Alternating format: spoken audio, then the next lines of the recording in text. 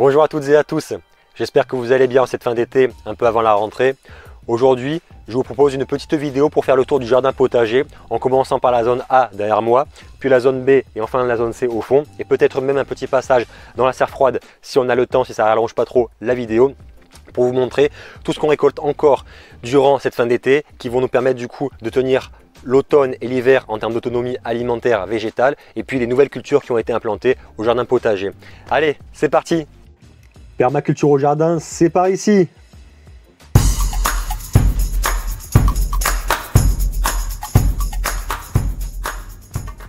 Je commence par vous montrer les récoltes de cette fin de semaine.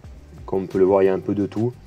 Tomates, pommes de terre, échalotes, haricots, pastèques, radis noirs, aubergines, oignons, piments, poivrons, un peu d'ail, quelques aubergines vertes, jaunes, etc. Donc on a de la chance, le jardin est toujours bien généreux en cette fin d'été, fin du mois d'août, et si on en prend encore bien soin, normalement, durant tout le mois de septembre, on devrait encore pouvoir jouir des cultures d'été.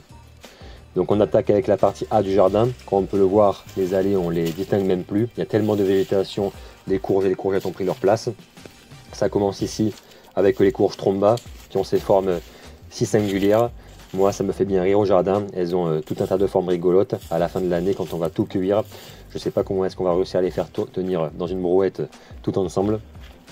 Et puis on a commencé déjà les rotations pour l'automne. Donc là, on voit de la betterave. Donc on a planté des betteraves jaunes dans cette zone qui est fertile, aérée, avec un sol meuble pour qu'elles aient le temps de se développer. Et entre, on peut le voir en interrang, des salades. Ici, c'est des laitues variétés taches de truite. Donc on va sûrement les consommer d'ici le mois d'octobre. Elles ne vont pas rester trop longtemps au potager. Et puis il y a toujours les tomates cerises un peu tout autour. Ici on a toujours les basiliques. On a beau en prélever, mais le basilic ici dans le sud, il est généreux. Avec quelques céréales. On a planté cette année quinoa, comme on peut le voir avec les fleurs, du soja, etc. Et puis toujours les courges tromba qui se baladent un petit peu de partout, qui continuent d'ailleurs de nous faire encore de nouveaux fruits. Donc là on arrive sur la zone, toujours dans la partie A, avec la milpa. On va avoir pas mal de maïs, pas mal d'haricots grimpants, toujours quelques tomates. Je ferai une vidéo spécialement pour le milpa, cette association entre trois sœurs, où on va du coup associer à la fois le maïs qui va servir de tuteur aux haricots verts, les haricots verts qui vont capter l'azote de l'air pour le redistribuer dans le sol et ainsi nourrir le maïs, ainsi que la courge qu'on va planter en même temps à leurs pieds et qui avec ses grandes feuilles va venir faire de l'ombre et faire un tampon thermique jusqu'au sol en maintenant un peu plus d'humidité. C'est exactement ce qu'on a là sous les yeux, toute la zone du milpa, avec par-ci par-là des courges longues de Nice et d'autres variétés un petit peu cachées qu'on a aussi fait grimper sur les treillis, sur les grillages. Comme ça, on gagne de la place. En permaculture, on va toujours chercher la verticalité et essayer d'associer les choses et de gagner un maximum d'espace. Donc ça fonctionne plutôt bien. Si on les met dans le bon sens par rapport au nord, en termes d'ombre portée, ça va faire un peu d'ombre pour les unes et un peu plus de soleil pour les autres en fonction des moments forts de la journée. Et on arrive à jongler comme ça selon les besoins des uns et des autres. Là, on voit encore des courges différentes. On a vu un melon suspendu. Là, c'est pas des haricots verts, c'est des haricots plats. Donc directement au pied des maïs. Voilà, ça c'était la zone A, comme on peut le voir. Et on a toujours des courges longues de Nice qui continuent de se faire. C'est vraiment une variété qui est super productive et très généreuse. Si vous ne l'avez jamais essayé, eh bien, je vous la recommande parce qu'on peut le voir, ça fait vraiment des fruits longs, allongés, de belles couleurs qui se conservent pendant longtemps. On pourra les conserver dans de bonnes conditions jusqu'au printemps prochain si on le souhaite. Et puis en même temps, avec un plant, on peut récupérer peut-être 30, 40 à 50 kg de courges chaque année. Donc c'est vraiment très très rentable en termes d'espace. Ensuite, cette zone-là, au fond, toujours dans la partie A, on a vu quelques aubergines, quelques pieds d'aubergines. Bon, j'ai récolté les fruits ces derniers jours. Des hippomées qui ont été amenés là par les oiseaux, on imagine. C'est pas moi qui les ai implantés, mais ça met un peu de couleur au jardin. Et puis la chayotte, qu'on verra tout à l'heure, qui prend de la place jusqu'ici. Enfin, pour finir sur cette zone, on peut voir les deux derniers carrés potagers. Ici, c'est les aubergines long green, donc les longues vertes. Nouveau test de cette année, vraiment sympa. Pareil, ça met de la couleur dans l'assiette, c'est bonnard. Et puis, au niveau du goût, ça change un peu. À côté, on vient de planter de la coriandre. On a planté du fenouil bulbeux, toujours pareil, dans un souci de rotation pour prévoir les cultures d'automne et d'hiver. Et puis des choux romanesco qui ont déjà doublé en presque 15 jours depuis mi-août. À côté, les cacahuètes qu'on viendra enlever de terre et récupérer d'ici l'automne. Là, on va avoir les traditionnels poires de terre à côté des éliantis, donc des légumes racines un peu oubliés qui sont très bons à manger, qui poussent assez facilement. Des courges spaghetti, donc on les a fait grimper aussi, on va les récupérer bientôt. C'est la zone avec les légumes racines et les courges, cette zone-ci au fond. Et puis là on va en voir encore une.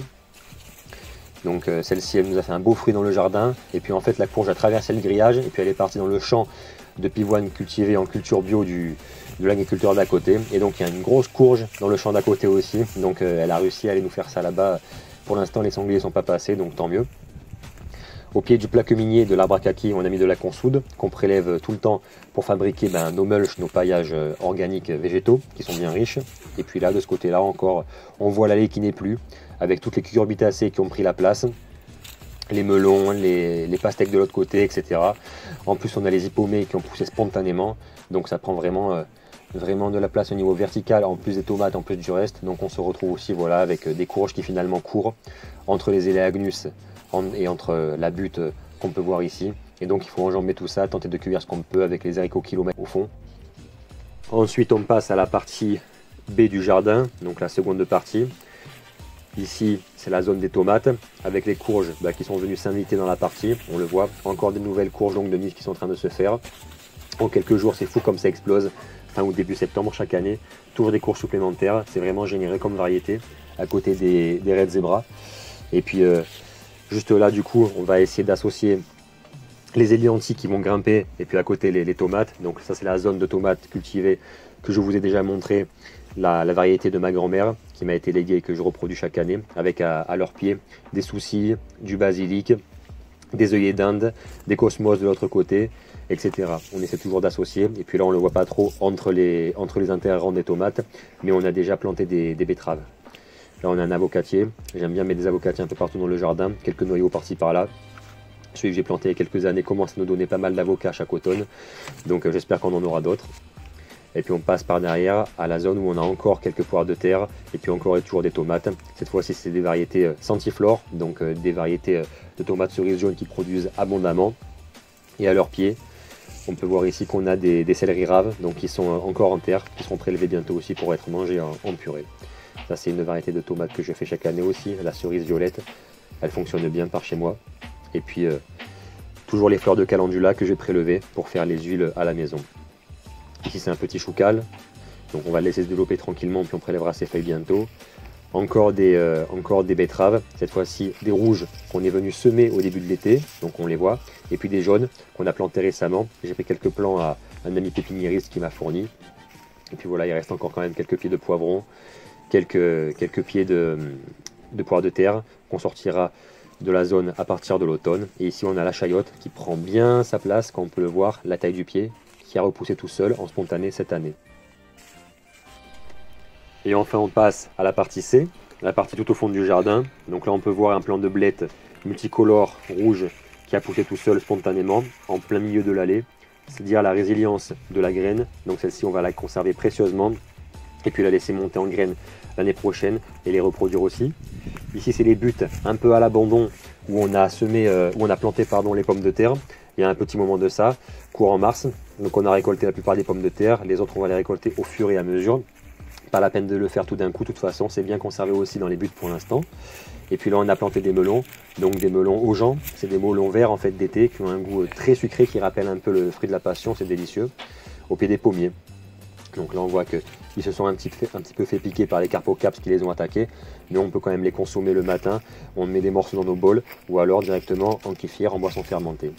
Ici encore des petites courges spaghetti dans ces buttes qui mériteraient du coup prochainement d'être à nouveau amendées et paillées pour accueillir les cultures d'automne. Ce sera le cas début septembre.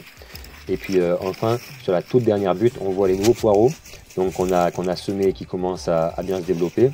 Et puis tout autour des poireaux il reste quand même quelques petits pieds de courge, c'est des courges Jack B. Little, on peut le voir ici, elle est en train de devenir orangée tranquillement.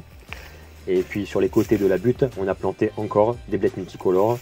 Vous l'avez compris ici, on est fan de blettes, donc multicolores, blanches, jaunes, rouges, etc. tout le long. Et on voit qu'elles se plaisent déjà bien alors que c'est la fin de l'été. Et pour finir, je reviens sur le devant de la maison, directement dans le jardin quand on arrive sur la terrasse, avec quelques carottes qu'on a fait en pot. Et puis pour vous montrer un peu la zone fleurie qui a accueilli nombre de pollinisateurs tout l'été. Il y a des roses, il y a des cosmos, il y a tout un tas de fleurs. Là, il reste quelques œillets d'Inde. Beaucoup de boutures, beaucoup de marcotage, de plants prélevés par-ci par-là. On voit que notamment les cosmos ont gardé un bel espace avec les zinnias qui sont toujours bien présentes, toutes les couleurs. Et puis les figuiers, qu'on commence à nous régaler depuis 15 jours. Ça, c'est un figuier banane avec des petites figues jaunes en forme de banane qui donnent 2 fois, une fois en juin et une fois en août. Et puis à côté, le fameux figuier de Soliès avec ses petites figues délicieuses et de couleur violette qui nous régale aussi depuis environ 2 semaines.